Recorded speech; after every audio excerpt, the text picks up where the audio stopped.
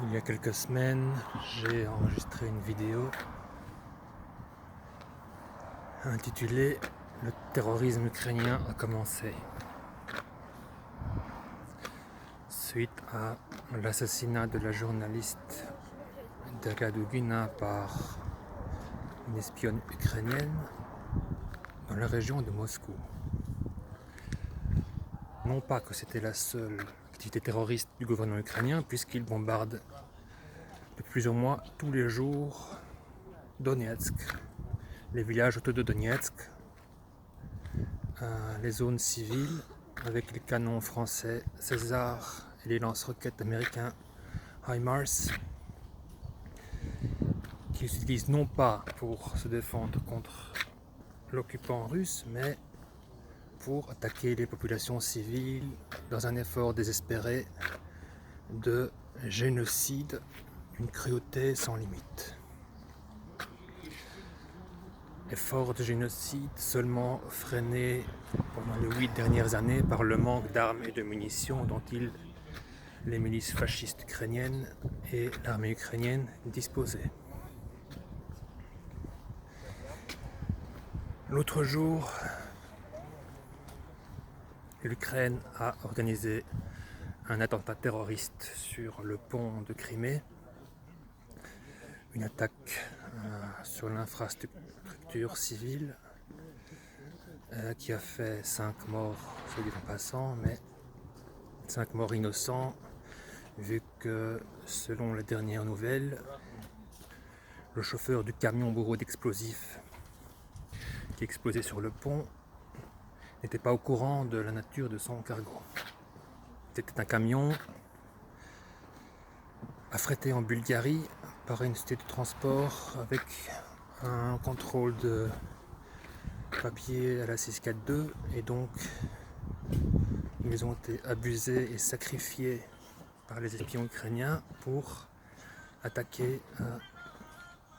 le pont de Crimée. Suite à cet attentat terroriste,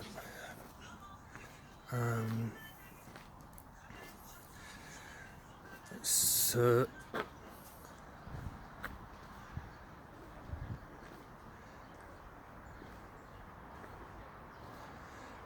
matin a commencé une attaque massive en représailles sur l'infrastructure ukrainienne dans une dizaine de villes de ce pays néo-nazi, dont Kiev. Ce sont des cibles qui ont été choisies spécialement et non au hasard, comme on le raconte dans les médias mensongers de l'Occident.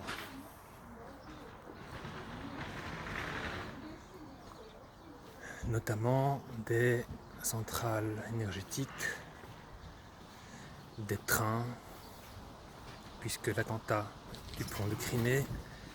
a été déclenché au passage du camion le long du train rempli de diesel sur la voie ferroviaire parallèle, et qui par chance n'a pas explosé, vu que la bombe, si puissante était-elle, n'a pas suffi pour pulvériser l'armature métallique des wagons du train. Ça a mis le feu aux barrières, mais ce feu s'est estompé et le soir même, les trains ont recommencé à circuler. Pour la route, il faudra attendre quelques semaines.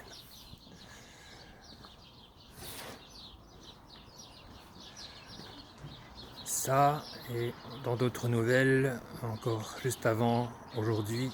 a circulé une vidéo de massacre de civils dans un village de la région de Kharkov, qui a été perpétrée par les milices fascistes Azov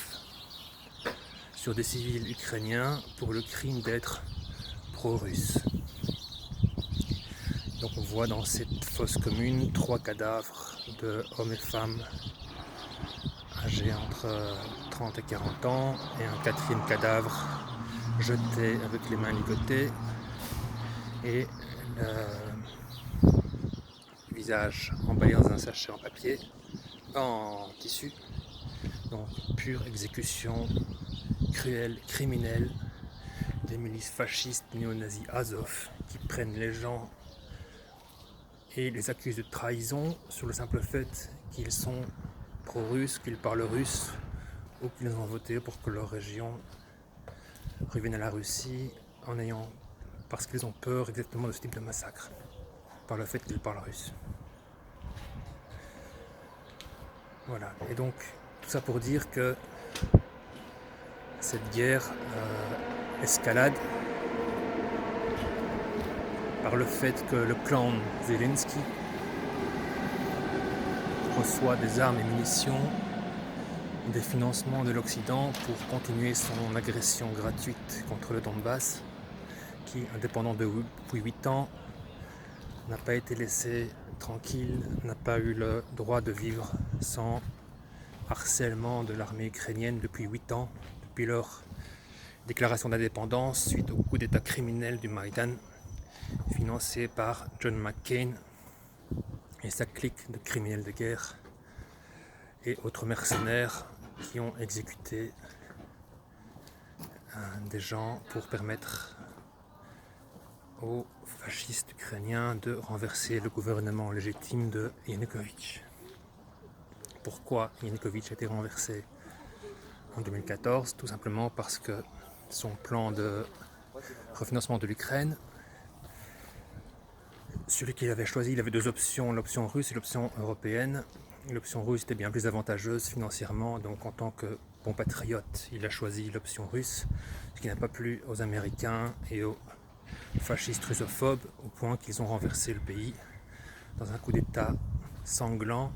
illégal, que chaque région avait le droit de ne pas reconnaître. Et c'est de là qu'a commencé cette guerre qui aujourd'hui, depuis quelques mois, depuis 6 mois, escalade à des niveaux sans précédent dans la région.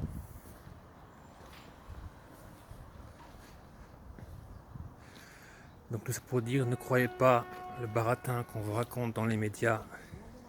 belges, français et occidentaux en général. Venez sur Telegram, ouvrez le canal Donbass Insider, Donbass, D-O-N-B-A-E-S, Insider, et là vous trouvez beaucoup de news correctes, factuelles, avec leurs sources, et donc vous pouvez vous faire une collection de canaux où vous donnez des vrais éléments de nouvelles et non pas des éléments de propagande commandés par l'occupant américain qui profite de cette guerre.